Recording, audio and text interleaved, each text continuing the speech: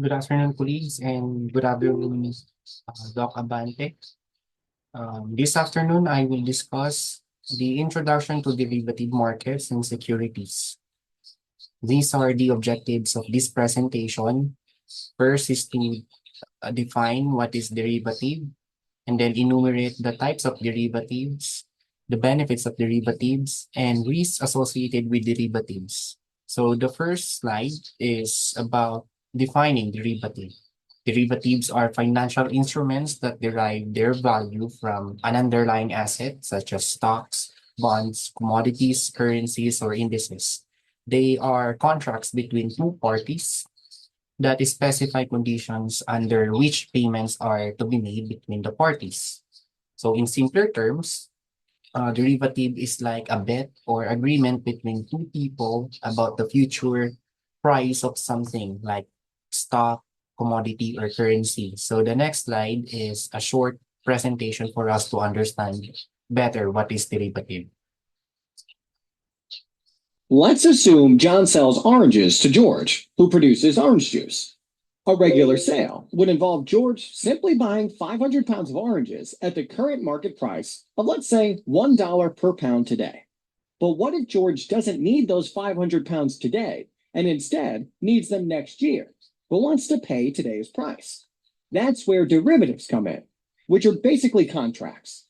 Maybe George will commit to buying 500 pounds of oranges at a certain date next year at an agreed upon price of $1 per pound. So, regardless of what happens to the price of oranges, George promises John he'll buy at today's price of $1 per pound.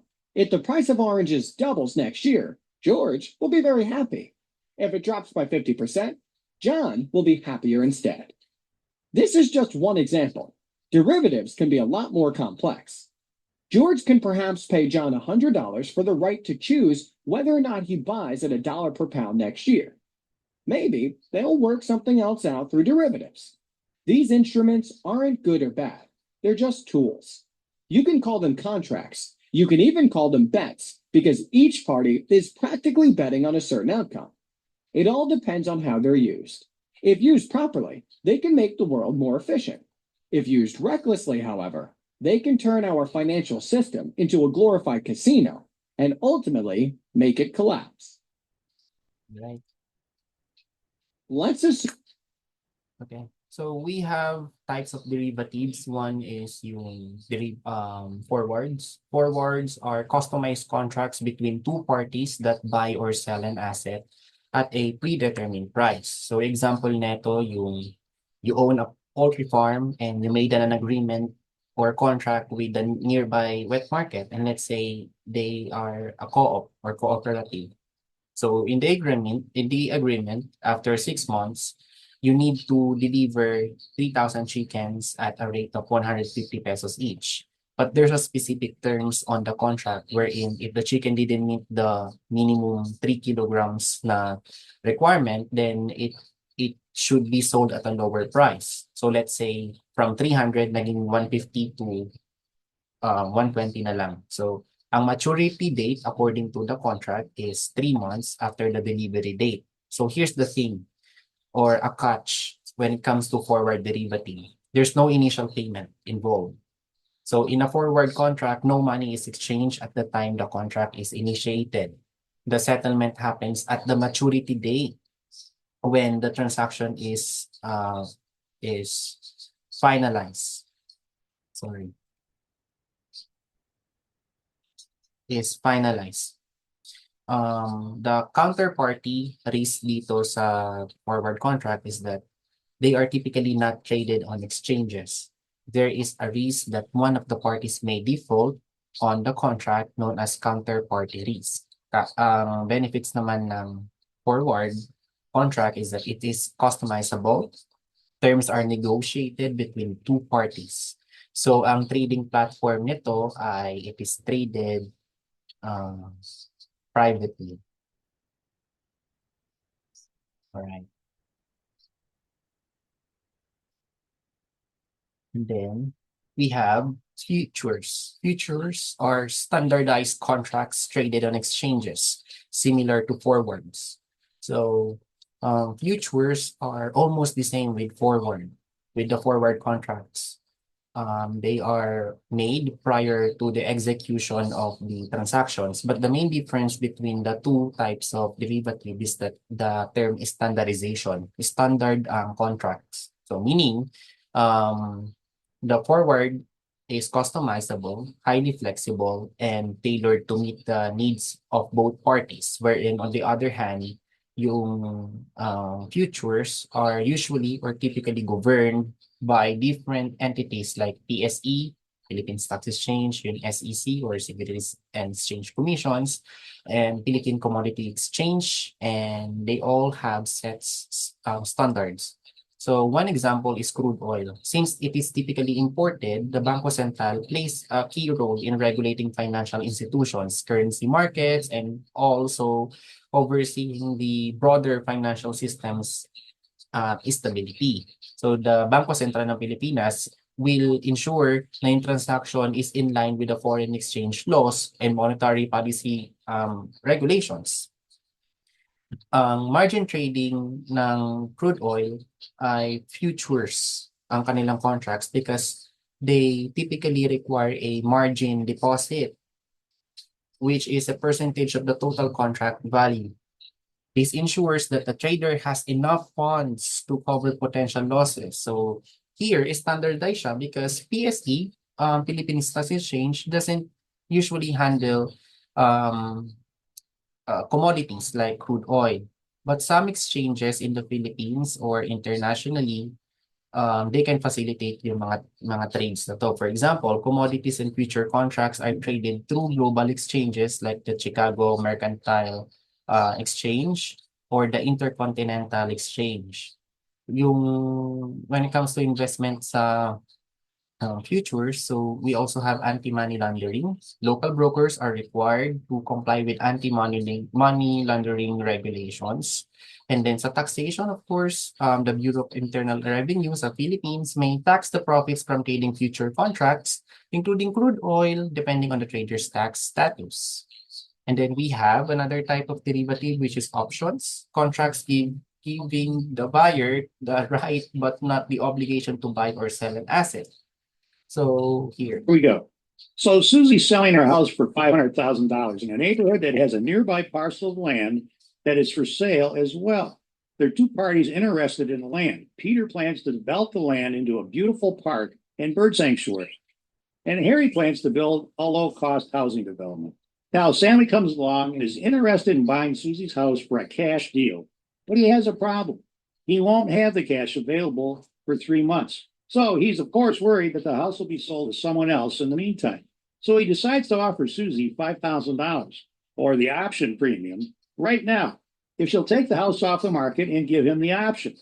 This would be a call option to buy the house for $500,000, which is referred to as the strike price, anytime within the next 3 months, which is the expiration date. Now, if he does not elect to buy the house, Susie keeps the $5,000 premium and Sammy walks away from the deal. If he does elect to buy the house or exercise the option, Susie still gets to keep the $5,000 and he pays her $500,000 for the house. Now, 3 things could happen in this story.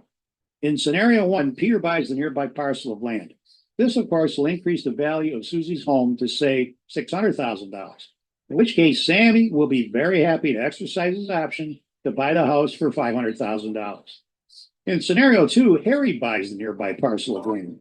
This, of course, will decrease the value of Susie's home to, say, $400,000, in which case Sammy will not exercise his option to buy at $500,000, and he'll just walk away from the deal having lost only $5,000. Then there's scenario 3, where neither party buys the nearby parcel of land. Susie's house is still worth $500,000, and Sammy can elect to exercise his option to buy the house for $500,000 or not and simply walk away from the deal, losing only $5,000. In effect, Sammy is controlling a $500,000 asset for 3 months for only $5,000. No matter what happens during that time, the most he can lose is $5,000. Susie, on the other hand, is happy to take the $5,000 as she had no guarantee anyone else would buy the house at her asking price, nor did she feel the nearby parcel of land would sell anytime soon. Here's a footnote to the story. Depending on the circumstances, if Susie felt she was likely to attract another buyer in the near term, she would have demanded more than $5,000 from Sammy to take the house off the market for 3 months. Likewise, with call options, the more the underlying asset is perceived to appreciate, the higher the premium demanded by the market for that call option. So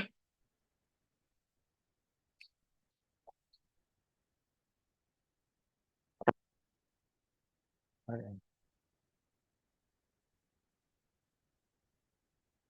here we go. So here So we go. a call option is a contract between two parties to exchange a stock at a strike price by a predetermined date. One party, the buyer of the call, has the right but not obligation to buy the stock at the strike price by the future date, while the other party, the seller of the call, has an obligation to sell the stock to the buyer at the strike price if the buyer exercises the option. Another example is in the investment perspective. So we will use stock. Let's say you want to buy BDO stock and you were able to find a seller. So let's say the trading value per stock ng BDO is 500. And you believe that in the next 2 months, since December na, and the value of the stock will rise from 500 to 600 pesos. The seller wants to sell it at 550 pesos per stock.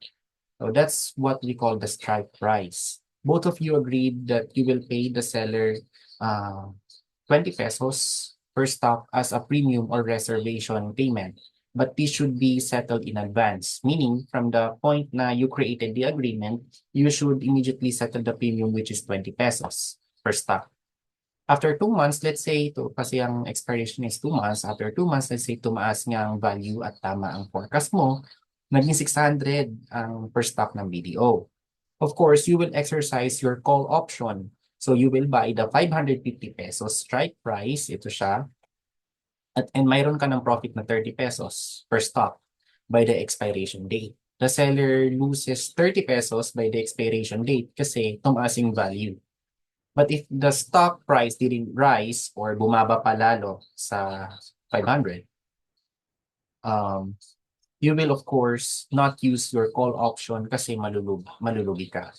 And now, the opposite of the call option is the put options. How put options work by revisiting Susie and Sammy from our earlier story. Sammy owns a truck worth $40,000. He's concerned that his truck might be damaged in an accident or even stolen. So Sammy decides to buy a zero deductible insurance policy or a put option on the truck for the full amount of $40,000, which would be the strike price, from Susie's auto insurance company. Susie charges him $1,500. That would be the option premium for a 1-year policy, 1 year being the expiration date. Now, 3 things could happen in this story. In the first scenario, Sammy's truck is not damaged or stolen during the year. So Susie keeps the $1,500 premium. Sammy's okay with losing the $1,500 for the protection it provided him for the year. In scenario 2, Sammy's truck is damaged in an accident, requiring $10,000 in repairs. He exercises his insurance policy or his put option by filing a claim, and Susie pays him $10,000 for the repairs as agreed. Sammy is happy he purchased protection for this possibility. In the third scenario, Sammy's truck is stolen. He exercises his insurance policy, which is his put option, and files a claim, but this time for the full replacement value of his truck. And Susie pays him the full amount of $40,000 to buy a new truck. Sammy, of course, is very happy he purchased protection for this possibility. In any case, Susie's happy because she sold many such insurance policies, different put options, to other drivers, most which never filed a claim or never exercised their options, providing her with a net profit overall. And here's a footnote to this story. If Sammy had a poor driving record, that's more a risk to Susie. So she would have charged him more than $1,500 for the 1-year insurance policy. On the other hand, if Sammy had an exemplary driving record, Susie could have charged him less, as the risk would be lower. Likewise, with put options, the higher the perceived risk, the higher the premium demanded by the market.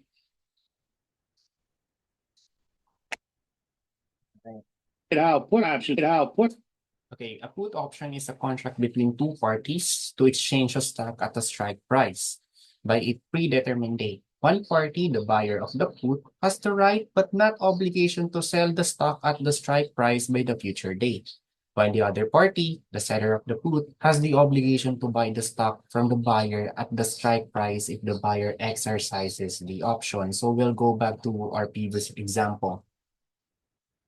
So, so the same. So assume that we have a put buyer and a put seller. And let's say you are the put buyer. You believe that the 500 pesos stock dito siya of BDO will be down to 400 pesos in the next 2 months due to forecasted financial crisis. So you may make an agreement with the put seller and he or she will sell you the put option for 20 pesos for each stock. So that's your reservation or premium fee so that you will have the right to sell back the stocks later on. So si seller, binenta niya sa'yo yun and then bibilhin mo siya pero bibenta mo rin siya pabalik by the expiration date.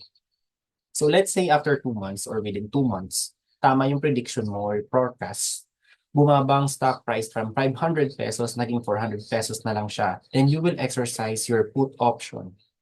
So it will allow you to sell the stock at 450 pesos na lang, even though the current price of the stock is now down to 400 pesos. This will give you a gross profit of 50 pesos per stock. Then ililess mo yung 20 pesos na down payment mo na premium na binayad mo. So you will have a net profit of 30 pesos per stock. The person who sold you the put would be obligated to buy the stock from you at 450 pesos. Kung ang value niya dati is 500, bumaba ng 450 lang. Ng 400, kailangan niya pa rin bilhin sa'yo yung stock at 450 pesos. So magkakaroon siya ng loss na 30 pesos. But here's the catch. If the stock price never drops below 450 pesos by the expiration date, the put expires and you as the put buyer will lose 20 pesos per stock. And the put seller will keep that 20 pesos per stock as his profit.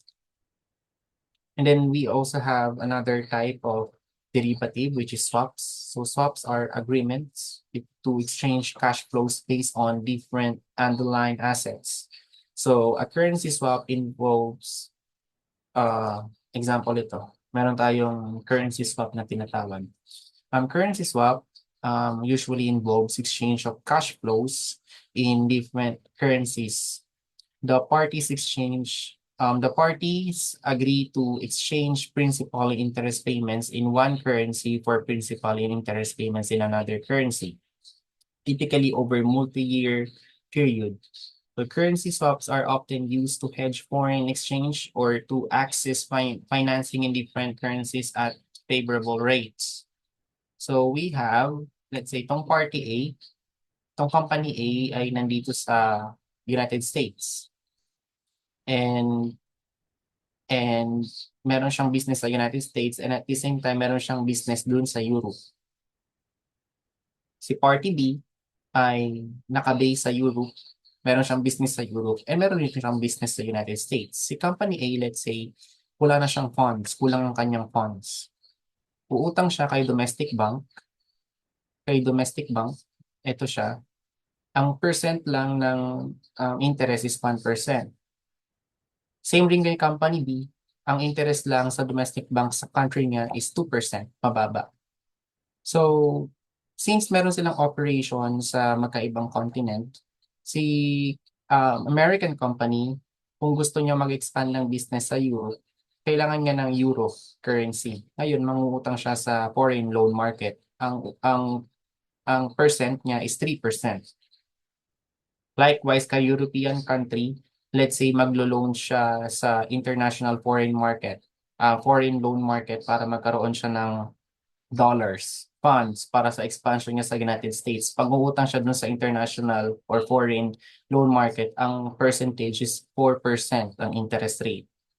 So itong dalawang companies na to ay pwedeng mag-cooperate sa each other para magkaroon sila ng makapitalize nila ang ang currency swaps. Paano? For example, si European company kailangan niyang umutang ng US dollars.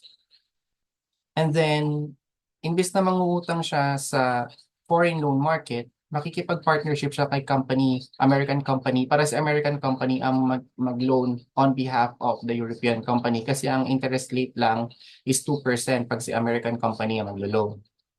At the same time, ito naman si American company, kung gusto niyang mag-expand ng business sa Europe, ipuutang siya sa foreign loan market ng euros, 3% ang interest rate. Pero pag nakipag-partnership siya sa European company, si European company can loan on behalf of American company dun sa domestic bank nila at 1% interest rate. So nakatipid siya ng 2% si American company A sa loans. And ganun din si European company, nakatipid siya ng 2% sa domestic bank loan dito sa currency swaps. Okay, so now we will have benefits of derivatives. So these are the benefits of derivatives. So risk management, hedging against potential losses, and then speculations. These allow investors to profit from price movements and also efficient pricing. These reflect market expectations and information. Now, we have risk associated with derivatives. We have counterparty risk, default by the other party. Yun yung example kanina uh, sa first example sa counterparty risk sa forward contract. And then market risk, price fluctuations affecting derivative values, and then operational risk. These include errors or system failures. So as a summary, derivative markets and securities offer opportunities for risk management, speculation, and investment. However, they also pose significant risks. Understanding the characteristics, benefits, and risks of derivatives is essential for market participants. Regulatory frameworks aim to mitigate these risks and ensure market stability. So thank you for listening.